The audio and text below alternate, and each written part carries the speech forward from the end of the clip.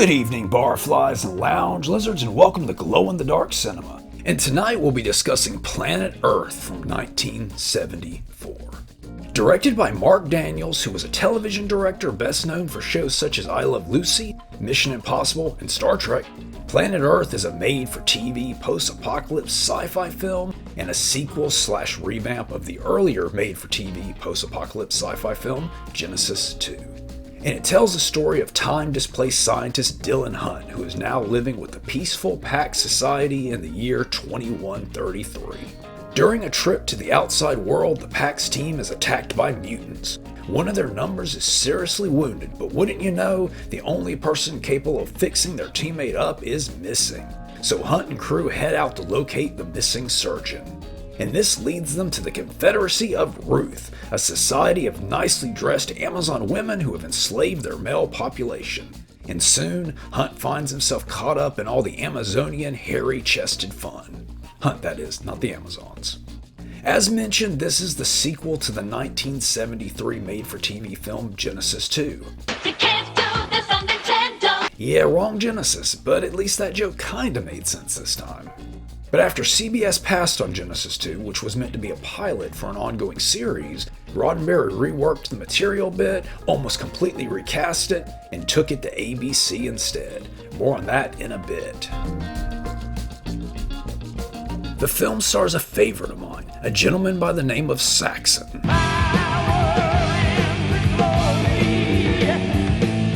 No, wrong Saxon. I meant John Saxon.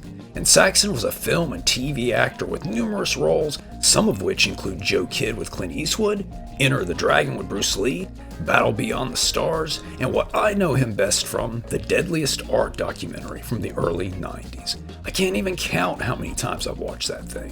But in Planet Earth, Saxon takes on the role of Dylan Hunt, replacing Alex Cord from the first film. More on that in the trivia section of this very video. Next, we have actor and voiceover artist Ted Cassidy as one of Hunt's people. Cassidy was the only main cast member to return from the first film, reprising the same character. Only this time his long, flowing locks are worn straight and sleek.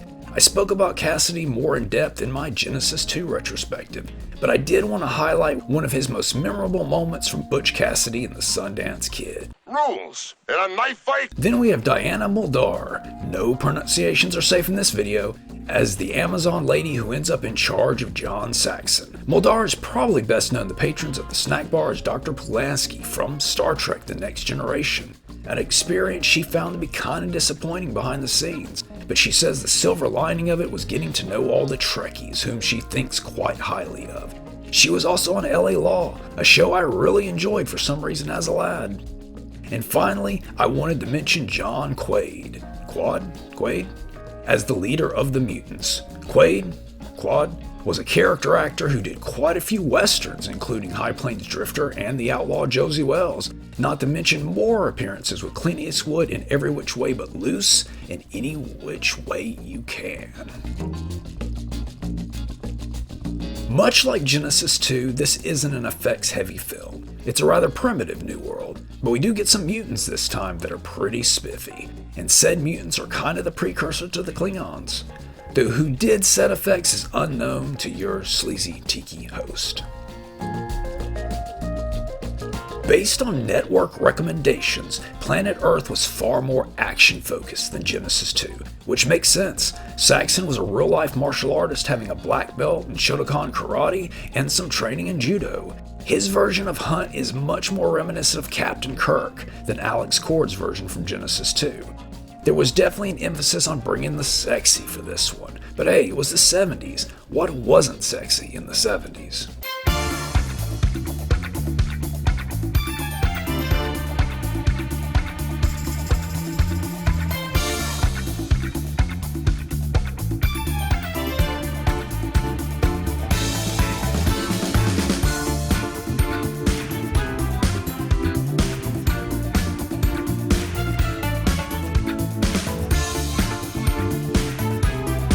Ultimately, ABC passed on Planet Earth, but apparently Warner Brothers, who owned the rights, still felt there was potential there. A third pilot was made, also starring John Saxon, called Strange New World.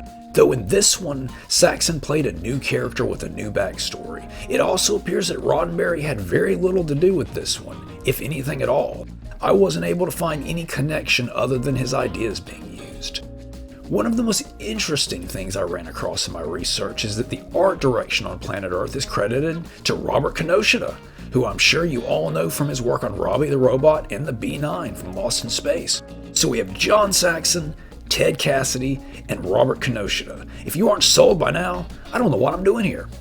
Planet Earth was supposedly based on a story idea for the Genesis 2 series called The Poodle Shop, and The Poodle Shop was supposedly based on an unused idea for Star Trek. The score of the film was once again by Harry Sukman, who not only scored Genesis 2, but also Gog and Salem's Lot. And Planet Earth has been released on VHS, DVD, and Blu-ray. If it got a Laserdisc or Betamax release, I couldn't find it. And I give this one 3.5 atomic popcorns out of 5. This was yet again a great start to what could have been and should have been a great series. Now, I don't really inject much personal opinion into these retrospectives, but I'm sure at least 2.5 of you are wondering which I prefer. Genesis. Or Planet Earth, and that is a tough call. But if I had to choose, well, I don't want to be thrown off the internet again.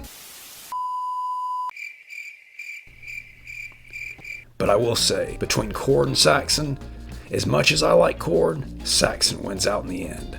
But Planet Earth didn't have any of that sweet Percy Rodriguez action, so who knows? And that's all the time we have this week. Please like, comment, subscribe, watch the skies, and stay atomic. Soon, reverse thrusters. Hailing frequencies open. Scotty, we need more power. I can't hold it much longer, Captain. We're losing the Colonel's signal, sir. Well, what was Spock's order? His usual, Captain. The two-piece combo. Okay, give me a two-piece gun. Aye, sir. No, wait. Make it 3 pieces. Leave them up, Scotty.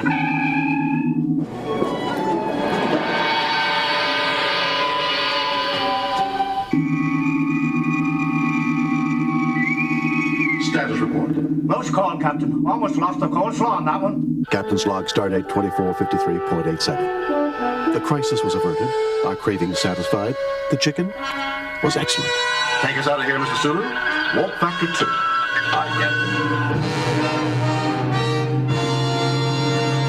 Hey, who took my fries?